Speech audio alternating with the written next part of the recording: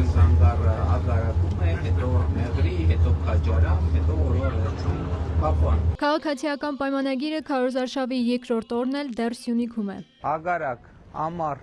արև։ Առաջին ագարակցին ասեց բարովեք եկե, մեր քարտեզը եւ մեր բուկլետը ձեզ։ Քաղաքում շրջելով Նիկոլ Փաշինյանն արձանագրեց, շինարարական աշխատանքներն այստեղ շատ են, հանդես եկավ ելույթով։ Միջև հիմա մեր ընկալումը եղել է այն, որ Հայաստանը այնպիսի աշխարհագրական դիրք ունի, որը պրոբլեմա մեզ համար, եւ այդ անընդհատ հատկապես մեղրի եւ ագարակի պարագայում այդ խոսույթը անընդհատ զարգացել է այդ մեղրի հետ կապված հարց, չգիտեմ, եւ այլն։ Հիմա այլևս ես պաշտոնապես ասում եմ, մեղրի հետ կապված որևէ հարց չկա եւ չի կարող լինել։ Ագարակի հետ կապված հարց չկա եւ չի կարող լինել։ Հիմա այդ բոլոր հարցերը ընդհակառակը տրանսֆորմացվում են եւ վերափոխվում են, դառնում են Հայաստանի Հանրապետության բարեկեցություն, այդ ամեն ինչը տրանսֆորմացվում են եւ դառնում են Հայաստանի Հանրապետության անվտանգություն, այդ ամեն ինչը տրանսֆորմացվում են եւ դառնում են ներդրումային մեծ միջավայր։ Վարչապետը շեշտեց, անհրաժեշտ է պահպանել այսօրվա ապագան։ Ապագան միշտ հեռու է եղել, ապագան միշտ անհասանելի է եղել։ Մեզ միշտ ուղեկցել է թերահավատությունը։ Մենք ապագային կհասնենք, թե չենք հասնի, որովհետեւ մեր պատմությունը միշտ եւ շարունակաբար ցույց է տվել, որ մենք ապագային այդպես էլ չենք հասնում։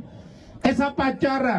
որ այսօրվա պահը պատմական է, որովհետև ապագան այսօր այստեղ է, հիմա է։ Նիկոլ Փաշինյանը զրուցեց, լսեց նաև բնակիչներին։ Ձեր թոշակը բարձացել է։ Բարձացել է, Ինչքան է բարձացել։ 10,000 դրամ։ Այն ինչից օգտվում եք, լավ է։ Այսպեսի էր մեր քարոզարշավը։ Ագարակում սիրում ենք բոլորից, սիրելի ագարակցիներ։ Եկանք հասանք մեղրի։ Մեղրիում էլ վարչապետը հանդիպեց բնակիչներին, զրուցեց նրանց հետ։ Հայաստանին խաղաղություն լինի ու բոլորով լավ ապրենք։ Բայց ճիշտ բան ես որոշը, բա դրանից են կողմել ինչ։ Մեղրիում Նիկոլ Փաշինյանն արձանագրեց, լայնածավալ աշխատանքներ են իրականացվում։ Կառուցվում է Հայաստանի ամբողջ պատմության ամենաերկար կամուրջը 700 մետր երկարությամբ։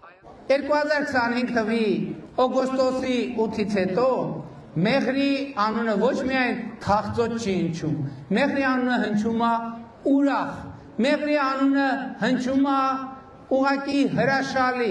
մեղրի անունը հնչում է այնպես, ինչպես հնչում են կենտրոնական անուններ, որովհետև ամբողջ աշխարհը այսօր նայում է մեղրիին։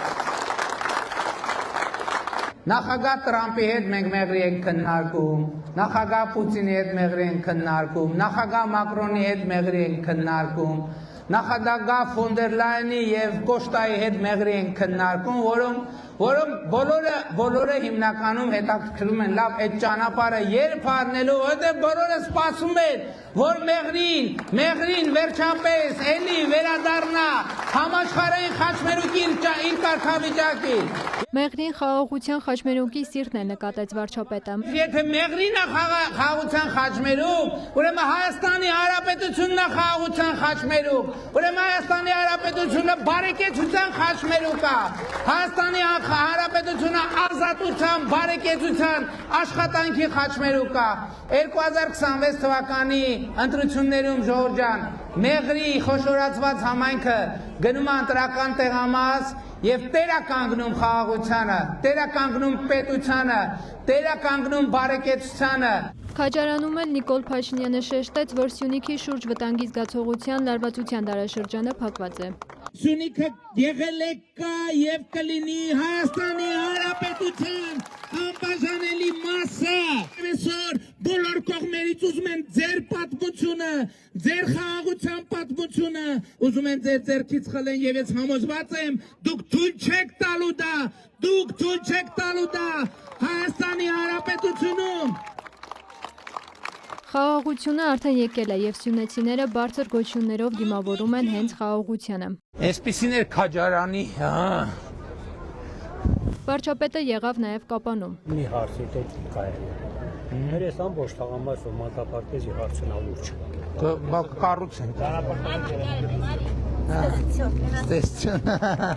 Կապանում բնակիչների հետ խաղաղության կենացը խմեց։ Խմում ենք խաղաղության կենացը, որովհետև այդ խաղաղությունը պատկանում է մեզ բոլորիս եւ ձեր, այդ թվում ձեր բոլորիս իրար հետ ստեղ Աղություն։ Շնորհակալ եմ շատ։ Քաղաքացիական պայմանագիրը Սյունիքում երկօրյա քարոզարշավն ամփոփեց Կապանում մեծ հանրահավաքով։ Խաղաղությանը տեր կանգնել է պետք արձանագրեցին քաղաքացիական պայմանագրի անդամները։ Վարչապետն էլ իր ամփոփիչ ելույթում նկատեց, ժողովուրդն այս ընտրություններում պետք է իր դատնանի։ Ովքեր են այդ պատերազմի եռագլուխ կուսակցությունը։ Դա նախկին 2007-2010 թվականի, 13 թվականի, չգիտեմ, նախկին այդ թվականների կոալիցիաներն են։ Ռոբերտ Քոչարյան, Դաշնակցություն, Գագիկ Ծառուկյան, ԲՀԿ իր թևերով, դա եւ հիմա ուժեղ Հայաստանը, որում ընդգրկված են նախ Սերժ Սարգսյանը, ուղիղ եւ բոլոր հանրապետական կուսակցությունը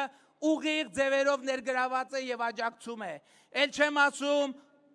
Կալուգացի օլիգարխի եղբայրը, Սերժ Սարգսյանի աշխատակազմի ղեկավարը եւ նաեւ հանրապետական խմբակցության ղեկավարն է եղել։ Ես ուզում եմ ձեզ ասել, որ իդեմս եռագլուխ պատերազմի եռագլուխ կուսակցության գործ ունենք նախորդ հանցավոր մաֆիայի հետ, որը դուրս է եկել վերջին մարտի, հասկանալով, որ այլևս ոչ մարտի մեկը, ոչ մյուս հանցագործությունների պատժից, ոչ թալանածը միջև վերջին կոպեկը վերադարձնելուց չեն կարողանալու խուսափել, ինչ է փոխվել Հայաստանի Հանրապետությունում հեղափոխությունից հետո։ Փոխվել է, ինձ համար ամենակարևոր բանը, որ փոխվել է հետևյալն է։ Հայաստանի Հանրապետության վարչապետը փողոցում հանդիպում է երեխայի, որը նրան ասում է, ես քեզ սիրում եմ, եւ վարչապետն էլ իրեն ասում է, ես էլ քեզ եմ սիրում։